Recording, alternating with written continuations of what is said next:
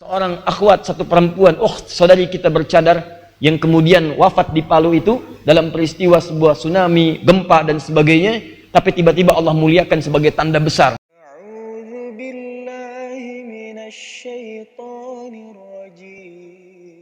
Materi kita hari ini akan menyempurnakan pada pengantar yang telah disampaikan tadi. Bagian yang kelima yang akan kita bahas, bagaimana membuat diri kita lebih baik dengan nama yang disebutkan dengan nama Al-Quran dengan fungsi yang kelima. Fungsi yang kelima ini kalau benar-benar kita maksimalkan dalam kehidupan, maka insya Allah akan dibimbing oleh Allah menjadi insan yang mulia dalam pandangan Allah Subhanahu wa ta'ala. Saking mulianya, kalau wafat jasadnya akan dijaga. Jangankan dalam keadaan biasa, yang tak biasa pun Allah jaga. Dan saya buktikan dengan sebuah kisah nanti yang kita saksikan bersama, saat seorang akhwat, satu perempuan, saudari kita bercadar yang kemudian wafat di Palu itu dalam peristiwa sebuah tsunami, gempa dan sebagainya, tapi tiba-tiba Allah muliakan sebagai tanda besar dalam materi yang akan kita bahas pada kesempatan kali ini. Disatukan dengan lumpur dan macam-macam, tapi tidak sedikit pun tersingkap bagian auratnya, bahkan yang mulia yang dia jaga dalam kehidupannya. Itu berlangsung bukan 1-2 hari, tapi beberapa hari setelah jasadnya kemudian terkubur dan masih utuh serta harum baunya. Kita akan bahas materi kita hari ini, yaitu materi masih dalam nama Al-Quran dengan fungsi yang kelima. Al-Quran sebagai zikir dalam kehidupan. Syifa sudah kita bahas. Rahmat sudah kita bahas. Aqwam sudah juga kita uraikan. Sekarang kita akan bahas khusus Al-Quran sebagai zikir dalam kehidupan.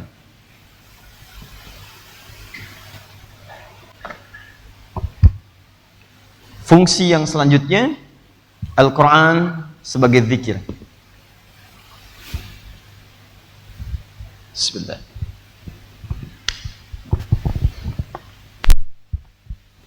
Bismillah. Jadi saat kita berinteraksi dengan Al-Quran, pada bagian fungsi yang ini kita bacakan, bukan dituliskan ya. Saat Anda bacakan. Nah, dalam bacaan ini disebut langsung oleh Al-Quran sendiri, interaksi itu langsung dinilai oleh Allah Subhanahu wa ta'ala sebagai zikir. Nah, puncak dari zikir ini, nanti teman-teman sekalian, ada pada satu amalan penting yang malam ini kita akan bahas pengantarnya. Hari Sabtu nanti kita akan bahas ikhtiar terbaiknya untuk mewujudkan apa yang kita harapkan sebelum pulang kepada Allah Subhanahu wa ta'ala. Sekarang ada 4 ayat utama yang menyebutkan fungsi ini, yaitu dalam Al-Quran surah ke-54, surah ke-54 Al-Qamar ayat 17, ayat 22, ayat 32 dan ayat ke-40. Ayat 17, ayat 22, ayat 32 dan ayat ke-40. Baik, Allah Subhanahu wa ta'ala berfirman, "Walaqad yassarnal Qur'ana lidzikri fahal mim muddakir." Ya, di 4 ayat yang tadi disebutkan itu kalimatnya serupa dengan penekanan yang berbeda. Walaqad yassarnal Qur'an, yang disebutkan namanya apa? Al-Quran, bukan Alkitab, bukan yang lain, tapi langsung Al-Quran. Kemudian fungsinya walaqad yassarnal Qur'ana lidzikri fahal mim muddakir. Disebutkan fungsinya sebagai zikir, lalu menawarkan pada kita, ada enggak yang pengen ikut dalam kategori yang ini? Anda kemudian berzikir dengan Quran, nanti di akhir saya sebutkan fungsinya. Ketika Anda masuk ke dalam area itu, apa yang akan Anda dapatkan dalam kehidupan dunia sampai kembali kepada Allah Subhanahu wa ta'ala. Ini fungsi yang paling dahsyat yang kelima ini, karena ini akan menjadi penutup bagian dari pembahasan nama untuk Al-Quran. Setelah ini selesai, kita ambil nama selanjutnya dan lanjutkan dalam pembahasan kitab yang kita jadikan rujukan sampai pertemuan kita berakhir dengan izin Allah Subhanahu wa ta'ala. Paham sampai sini? Baik. Masih ingat teman-teman sekalian, kalau disebutkan Al-Quran yang dimaksud apanya? Bacaannya. Kalau rahmat, syifa, aqwam, bacaan-bacaannya tertentu. Ayat ini, ayat ini, ayat ini. Tapi kalau yang ini, maaf, ini dari Al-Fatihah sampai An-Nas. Saya ulang. Syifa, bacaannya tertentu. Penyakit biasa, ayo, zikir. Quran surah ke-26, ayat 80. Penyakitnya yang parah, Quran surah 21, 83, ayat 83 sampai dengan 84. Ya, masalah misalnya keturunan, Quran surah ke-19, misal ayat ke-3 sampai dengan ayat yang ke-15-nya.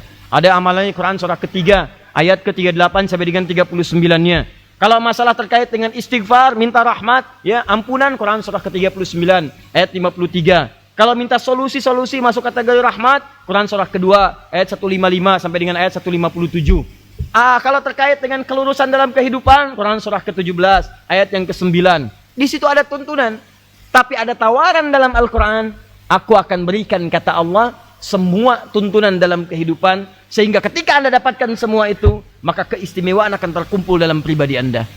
Apa itu semua? Langsung bacaan Al-Qurannya ditanamkan pada jiwa kita dari Al-Fatihah sampai An-Nas. Bukan satu ayat lagi, bukan dua ayat lagi, tapi semua dari Al-Fatihah sampai dengan An-Nas. Allah berikan tawaran kepada kita sampai dengan 4 kali. Ada enggak yang pengen menanamkan Al-Qurannya langsung di dalam jiwanya? Jadi begitu Anda dapatkan semua itu dalam jiwa, syifanya masuk, rahmatnya masuk, akwamnya masuk, semuanya masuk. Sehingga sempurnalah semua kemuliaan Al-Quran tertanam dalam jiwanya. Pertanyaan saya, kita mau ambil tawarannya atau tidak?